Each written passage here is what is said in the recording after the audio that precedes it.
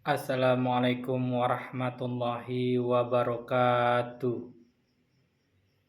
Yang saya hormati Bapak dosen pengampu mata kuliah Islam Nusantara serta kawan-kawan yang mendengarkan yang saya cintai. Puji syukur kita hadirkan kepada Allah Subhanahu wa taala yang telah memberikan kita nikmat sehat dan kesempatan untuk mengikuti ujian ini. Pada kesempatan kali ini, izinkan saya menyampaikan pandangan saya mengenai pertanyaan-pertanyaan yang telah diberikan.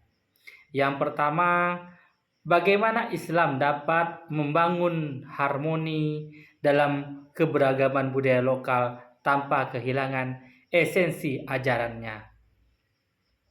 Islam adalah agama yang rahmatil lil alamin, yang membawa kedamaian dan harmoni bagi seluruh alam semesta. Dalam keberagaman budaya lokal, Islam mampu beradaptasi tanpa kehilangan prinsip-prinsip syariat.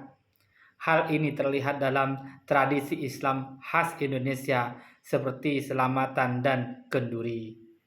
Tradisi ini menggabungkan nilai syukur kepada Allah dengan budaya lokal berupa makan bersama sebagai simbol kebersamaan.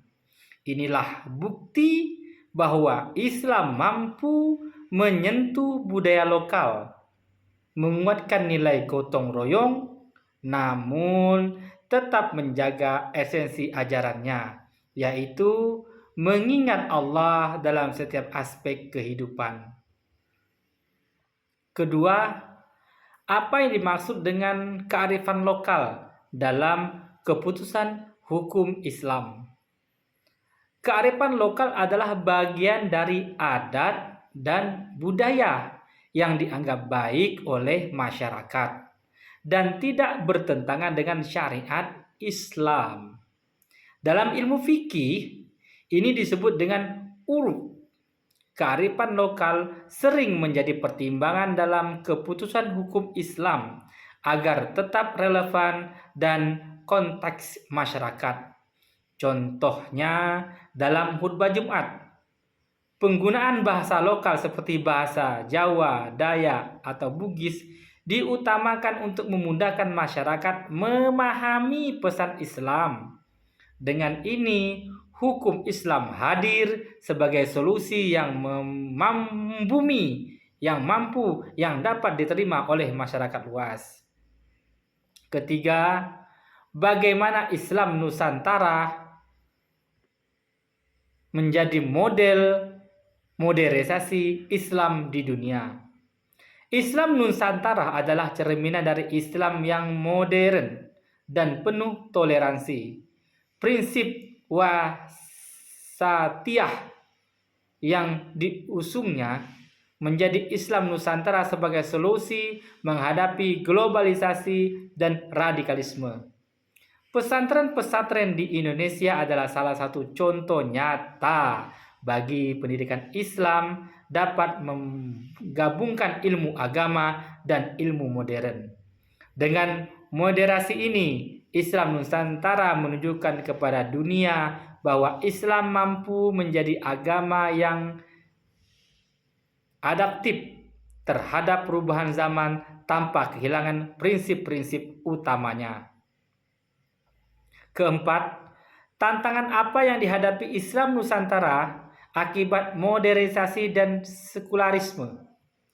Di era modern, tantangan utama yang dihadapi Islam Nusantara adalah pengaruh sekularisme yang sering mengabaikan nilai-nilai spiritual, serta menyebarkan paham-paham radikal yang bertentangan dengan semangat toleransi Islam Nusantara. Media memegang peran penting di sini. Media dapat memperkuat citra Islam Nusantara dengan menyebarkan narasi positif tentang toleransi dan perdamaian. Tetapi juga dapat merusaknya melalui penyebaran berita hoaks atau konten yang menyudutkan ajaran Islam.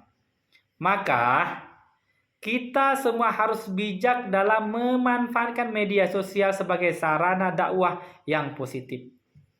Yang kelima, bagaimana hubungan antara Islam dan nasionalisme di Indonesia? Islam dan nasionalisme memiliki hubungan yang erat dalam perjuangan kemerdekaan Indonesia.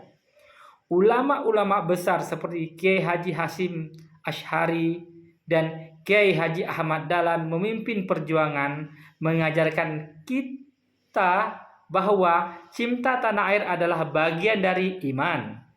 Islam Nusantara menjadi identitas kebangsaan karena mencerminkan nilai-nilai keislaman yang selaras dengan budaya Islam. Islam Nusantara menjadi identitas kebangsaan karena mencerminkan nilai-nilai keislaman yang selaras dengan budaya dan semangat kebangsaan.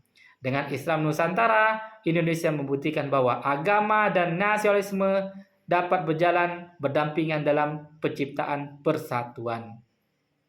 Hadirin yang saya hormati, Islam Nusantara adalah warisan berharga yang harus kita jaga dan kembangkan dengan prinsip harmoni, kearifan lokal, dan modernisasi. Islam Nusantara mampu menjadi contoh Islam yang damai, adaptif, dan relevan di tengah zaman. Semoga kita semua dapat menjadi generasi yang melanjutkan perjuangan ini. Wassalamualaikum warahmatullahi wabarakatuh.